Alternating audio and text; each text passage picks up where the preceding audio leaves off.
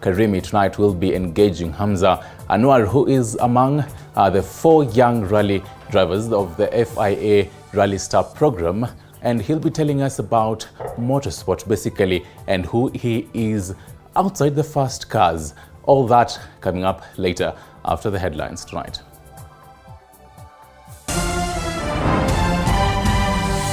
Tonight, tumekamilisha kutoa majibu yetu kwa hiyo kesi yote ambayo ilikuwa imewekwa kama kesi 8.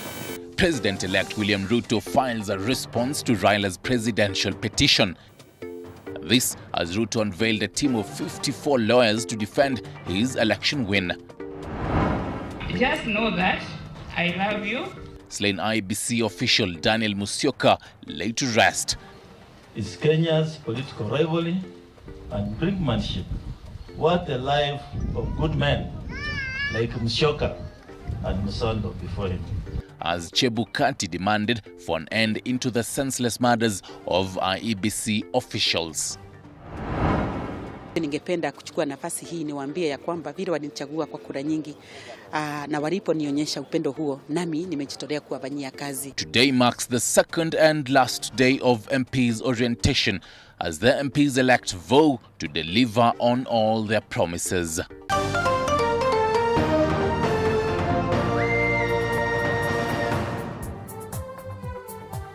Once again, good evening officially. Helping us on the sign language interpretation is Mini Mbesa. My name is Stanley Iringit, and we kickstart this particular bulletin with the top story.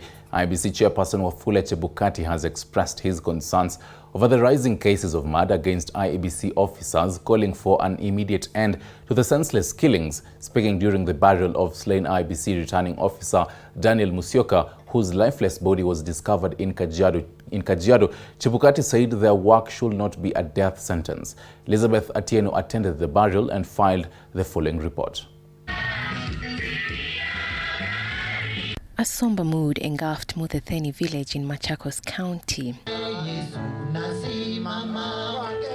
His family, friends, politicians and colleagues of slain Embakasi East returning officer Daniel Musyoka congregated in this homestead to pay their final tribute to a man whom they term as an unsung hero. I shall miss your spot-on sense of humor and your infectious laughter, which lit up the entire house, assuring us that all is well. When he met his tragic demise, Musyoka served as a returning officer in Embakasi East constituency during the just concluded August polls.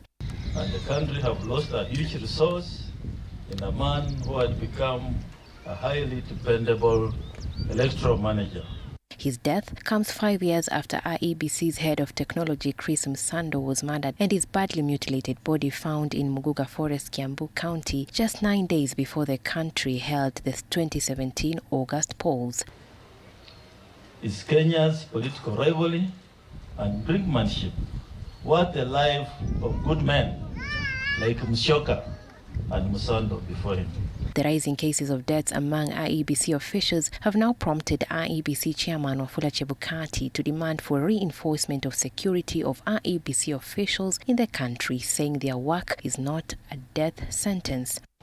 In an incident never witnessed before, Commissioner Professor Gulier, Commissioner Molu, and Mr. Marijan, the CEO, and myself were physically assaulted and injured at the National Tallying Center, that's at the Bomas of Kenya.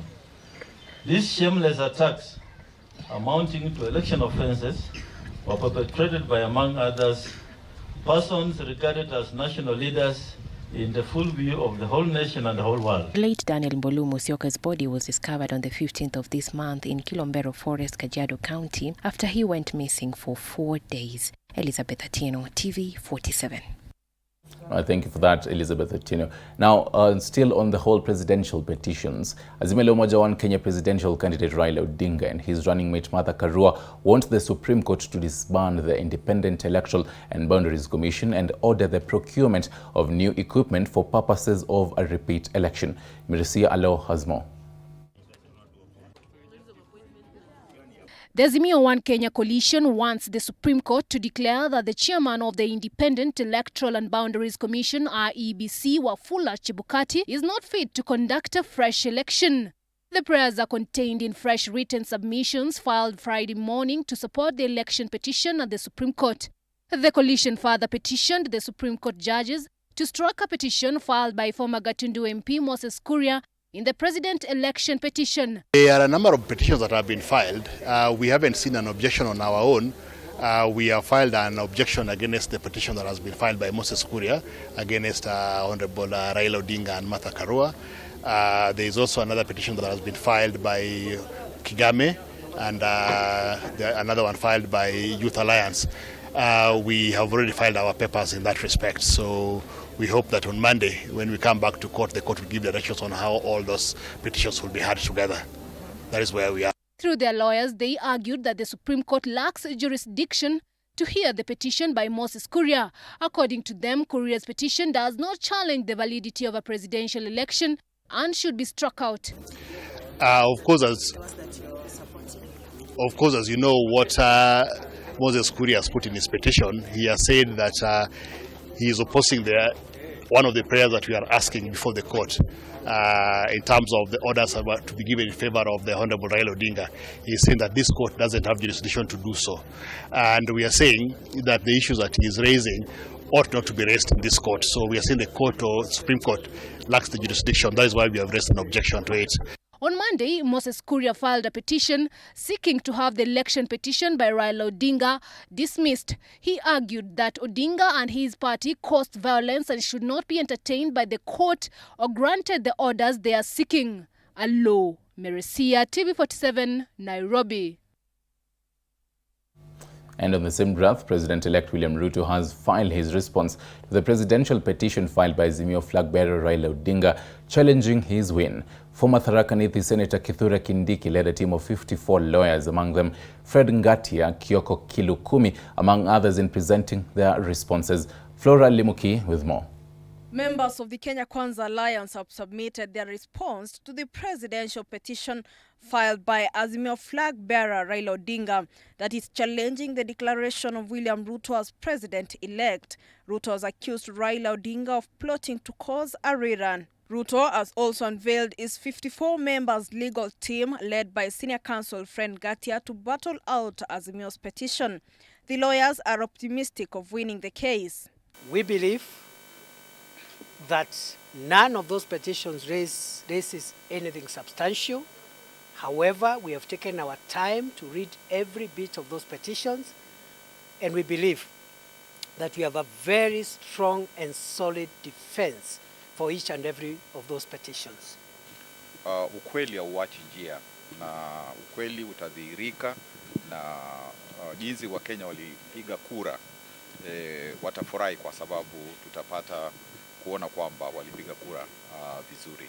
On his part, Ruto has urged the Supreme Court judges to dismiss the petition, saying the election was held in a free manner, maintaining that he is the duly elected president, sentiments that have been echoed by Gladys Sholem, who was the chief agent for Kenya Kwanza. To be able to demonstrate to the entire world and Kenya that the president-elect William Ruto was validly elected. Without this process, people would have doubts lingering in their minds. So this is a great opportunity which we do not take for granted. This is how our jurisprudence will be built. The UDA's Secretary General Veronica Maina has also filed her petition dismissing Azimio's petition to challenge Ruto's win. The Kenya Kwanza coalition, led by President-elect William Ruto, has today filed their responses to the Azimio One Kenya's petition that was filed on Monday. And right now, all eyes are on Supreme Court that is expected to deliver the verdict on Monday, the 5th of September. Reporting for TV47 from Milimani Courts, my name is Flora Limuki. Thank you for that, Flora Limuki. Now to the corridors of Parliament, and the orientation exercise for members of the 13th Parliament entered its second day and last day today. Legislators present during the exercise have vowed to deliver on promises made to Kenyans during the campaigns. Waris Kimathi now reports. On the second day of orientation of members of the 13th Parliament, A cocktail of newly elected and re-elected members arrived at Parliament buildings for their orientation and registration ahead of their swearing in next month. Asante, mimi naitwa Pamela Njokinjero Dabowen, mama mwakilishi mbunge katika kaunti ya Embu, na vile ningependa kuambia wale ambao walichagua, kwanza ni washukuru kwa maana walipatia kura mingi sana zaidi ya 1141. Kwa hivyo ningependa kuchukua nafasi hii niwaambie ya kwamba vile walichagua kwa kura nyingi na walipo nionyesha upendo huo, nami nimejitolea kuwafanyia kazi. I'm very optimistic that the work that we did in the 12th Parliament, we are going to put even more and greater effort in the 13th Parliament. The MPs further offered their views on the presidential petition filed by Azimio One Kenya flag bearer Raila Odinga'a. The 13th Parliament is expected to convene its first sitting within the month of September. IEBC imekuwa haina uaminifu wowote. Imekuwa ni ile hakuna IEBC, ile ni ukora peke yake mtufu. Siaminiani na hao watu. In my honest view, everybody in IEBC should go home. IEBC should be swept clean and the organization is started afresh. Their business is only to announce who is the winner. And that's what Chebukati did. Now I can announce that the president-elect, William Samoei Ruto, is the president of the Republic of Kenya. And that's their mandate and their duty. And they have done it honorably. According to the clerk of the National Assembly, Sarah Kioko, only 58 MPs have missed the orientation process. And according to Kioko, 12 nominated MPs and members from constituencies that are yet to conduct the elections will undergo the orientation process. Waris Kimathi, TV47, Nairobi. Right, much appreciated, Kimathi. Now to the last-minute campaigns in the gubernatorial races for Kakamega and Mombasa. The race to succeed Wycliffe Oparanya as Kakamega governor has gained momentum. Azimio flag-bearer Raila Odinga'a pitched tent in Kakamega County today to drum up support for Azimio candidate Fernandes Baraza, and as Violet Auber reports, the Kenya Kwanza Brigade, led by ANC party leader Musalia Mudavadi, continued to woo voters ahead of the Monday polls as he urged voters to vote for Cleophas Malala as the county boss. It was a beehive of political activities in various parts of Kakamega County in the last-minute rush, being the last day for campaigns ahead of Monday gubernatorial election. Sasa mimi nataka nyinyi siku ya Jumatatu mthibitishe tena ya kurudi kwa kiwanja kupiga kura ili Baraza na Sabula wachaguliwe. Kusafisha ile porojo walikuwa wameleta ni jina moja tu, Cleophas Malala. Azimio One Kenya Brigade, led by Raila Odinga'a, and Kenya Kwanza team, led by Musalia Mudavadi, held public rallies drumming up support for their gubernatorial candidates. Gavana wa pili wa kaunti ya Kakamega ni Cleophas Malala. Ikifika Monday saa 12 asubuhi tuende kwa mlolongo tupigie baraza kuu. Azimio team held meetings in Huisero, Matungu, Lugari, and later Kakamega town, urging residents to overwhelmingly vote in Fernandes Baraza as the second county boss on Monday 29th to take over from ODM's Wycliffe Oparanya. Tumeona kule Busia tumedefend. Na nini hii Azimio tumedefend. Na nyinyi mtatupatia defense. Mtapatia baraza. Jumatatu mkitaka kazi ya Oparanya katika hii kaunti iendelee, ni lazima msimame nyuma ya Baraza akiwa na Savula. Hatukuchagua pia Baraza kwa makosa. Tulijua ni kwa nini. Mkiwacha pesa zenu zitakazokuja mamilioni ya pesa ingie kwa mikono ya wakora, hiyo ni shauri yenu. Tuko na watoto 47. Jana tumefungua shule ya ugatuzi, watoto 45 wameripoti. Lakini kuna watoto 2 hawakuripoti kwa shule. Na hawa watoto, mmoja anaitwa Nasir kutoka kule Mombasa. Mwingine anaitwa Fernandes Baraza kutoka hapa Kakamega.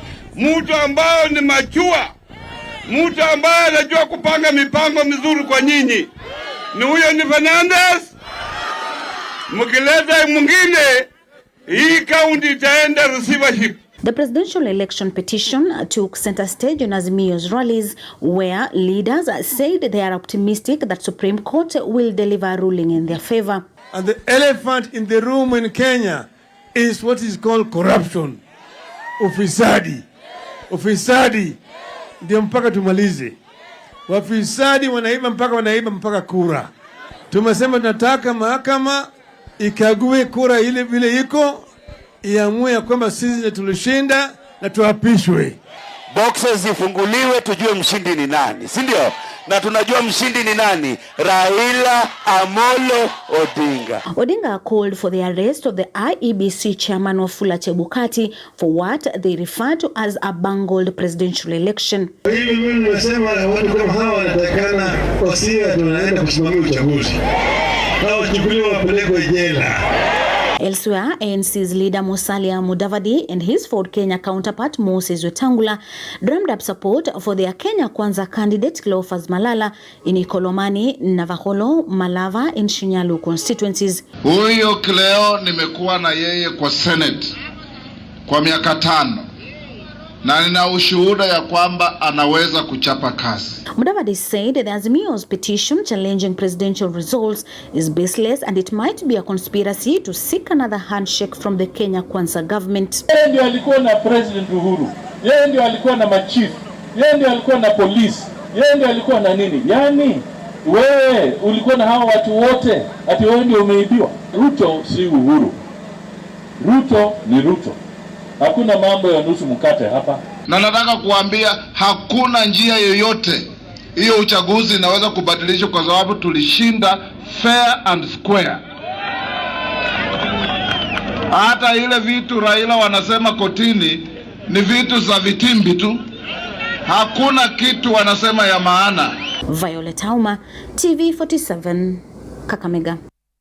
Right, into County 001, gubernatorial candidates in Mombasa County have participated in last-minute campaigns.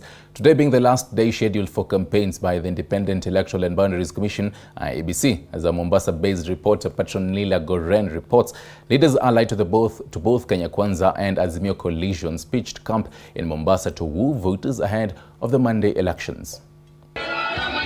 With 2 days to go for Mombasa residents to go to the ballot to elect their new governor,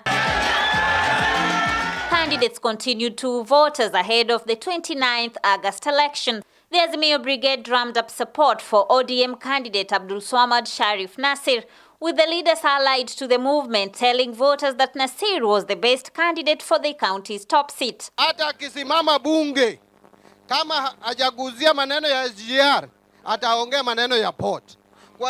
Kwa hivyo mimi niko na hakika mkipatia huyu mtu akuwe governor wenyu wa pili, niko na hakika atawafanyia kazi. Ana utu, ana amani, na huyu si project wa mtu. Mimi nataka kuwaomba asubuhi na mapema muamke, mpige kura kwa governor wetu hapa, na tumefanya kazi naye miaka 10 katika bunge. Agenda yetu hii soko ya Kongowea, nitengeze mashedi yameboreshwa uzuri.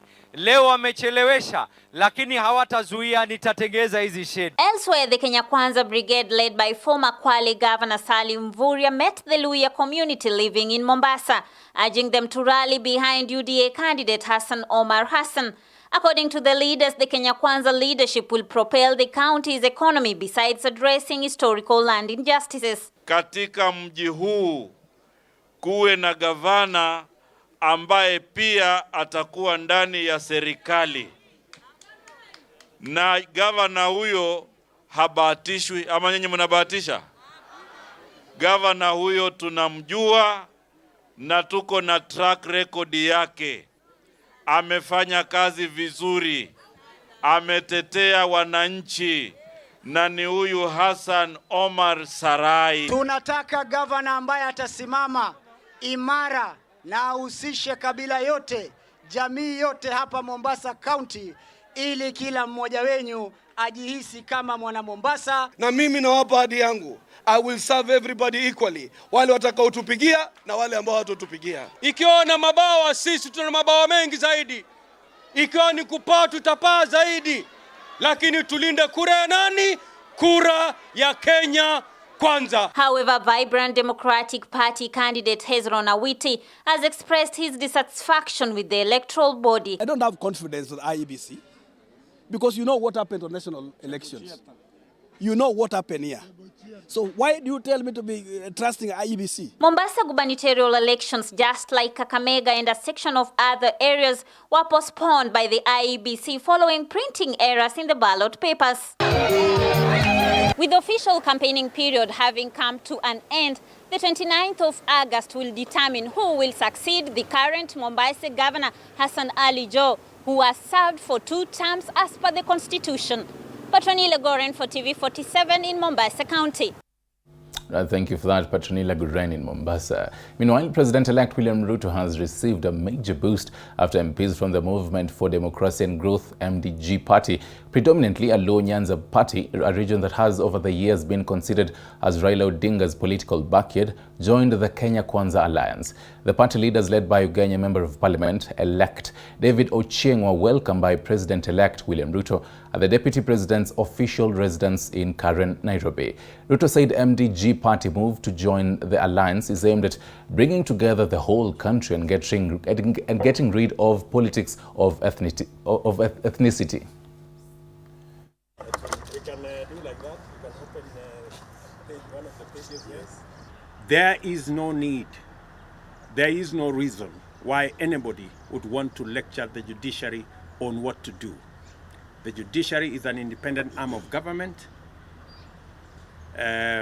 They have the capacity, they have what it takes to make a determination of the issues that have been taken before them. We want to say categorically that we are not building this country around personalities. We are building this country around institutions. We only work best if we believe that the institutions that we've set for us are up to the task. We cannot be saying that all the 45 governors and all the 290 constituency MPs and all the MCs that were elected are good to go. And we saw all the leaders yesterday going for the swearing-ins of these leaders. And then one particular election then becomes what will bring the country down. And to beseech Kenyans that this is not the first time we are seeing a petition going to Supreme Court for decision. Let's wait for the court's decision. Let's accept it when it comes. Then wait for the justice you went to seek in the courts. Don't try to influence the results, the minds, the thinking of the judges who will be sitting. We know and we have had results that have come from the Supreme Court, even many times to the favor of our competitors. They won the last time when they went to the Supreme Court. Why not now? So we are asking you, please be still, don't interfere with the judiciary, let the judiciary make its own decision with the matters that we took to court. And away from politics, Education Cabinet Secretary Professor George Magoha has maintained that the competency-based curriculum, CBC, is here to stay, assuring parents that the curriculum will not be quashed. Paul Muniu with more. Education CS Professor George Magoha today commissioned new CBC classrooms in Uasin Gishu County. The CS assures parents that no government will do away with the CBC curriculum, saying the government has invested heavily in the program. With 10 million children under CBC, no government is even going to consider removing CBC. They will basically just try to improve it by trying to make it better in certain aspects. Professor Magoha has also detailed on the progress made in the construction of CBC classrooms, saying that 90% of the project is complete. Areas like Central Region have completed 100%, and quite a number of counties now have reached 100%. About 30 or so counties have reached 100%. Here in Rift Valley, Nandi is approaching 100% maybe by tomorrow, and there are many others who are doing very well. We have less than 900 classrooms to complete, and we are at roofing or walling level. He stated that more than 10 million students under the CBC curriculum are well prepared to facilitate a smooth transition by January next year. And I would like to say that whatever happens during the transition, we as the Kenyan people, like the politicians like to say we the people, we the Kenyan people will together move with our children so that we are able to normalize in January. It's also good for the incoming government to start with a clean slate. So the naysayers who seem to be experts in everything, please give us a break. Let us just work, and let us work for our children. Paul, Monio TV, 47. Right into a special report tonight. Lake Yahood, a lake that never lacks water, is an underground and permanent lake found on the periphery of Wajir County. The lake is a gateway to many, as majority of residents use it as a picnic site and recreation scenery where hundreds of people visit daily. However, the lake has claimed many lives over the years, and no month passes without authorities recording a single death. And as Hashim Jamal reports, a 20-year-old boy has just died at the lake, with residents now raising questions regarding the safety. This is Lake Yahood, a quarry that was used to extract rocks and materials used for construction of Wajir Airport in the 1970s. From its name, which derives from Yahood in Somali dialect, Israel, Lake Yahood is located 15 minutes drive from the town. The primitive Jewish lake that never lacks water is an underground and permanent lake found on the periphery of Wajir County. Lake Yahood is a gateway to many for picnic and creation scenery where hundreds of people visit daily. However, despite its good eye-catching sceneries, it's more of a harrowing tale. With an unknown depth, the lake has claimed the lives of many over the years. Recently, a 20-year-old boy died. There's no month past a death is witnessed. An elder who lost his son narrates the fateful day when his son disappeared. Another family also grieves in pain as they paint fresh in their mind that unfolding day. First, I thank God I lost my son. He's aged 20 years. He was my manager. He finished school last year. In fact, he was holding everything for me. This morning, he executed his duties. Later, last talk on phone, I called him and he told me he did accomplished. 40 minutes later, I got a call from Lake Yahood. Ayub came, but drowned in the lake. Having heard the news, we ran with friends, families, and we did finally retrieve the body. We lastly buried him. Thank God, once again with patience, I seek guidance. According to Abdi Bilo, an activist in the area, little has been done by the Wajir municipality to mitigate death. Further, he called upon the institution to fast-track measures that will be able to materialize sanity. Yahood is an opportunity for the county. It's a resource that's not being utilized by the municipality. It's a resource for the community that can bring a lot of millions to the county. Lake Yahood is a center for tourism. If you get the leadership or a good municipal management, Lake Yahood can bring a lot of revenue to the county, and we'll get our people safe. Because if we train divers, if we place people who are supposed to be guarding that water or taking care of the lives of the people and the animals there, if we get small pots like that of Hurubak, also having small cafeterias around the Lake Yahood will attract a lot of tourists or a lot of travelers, as it's near to the airport.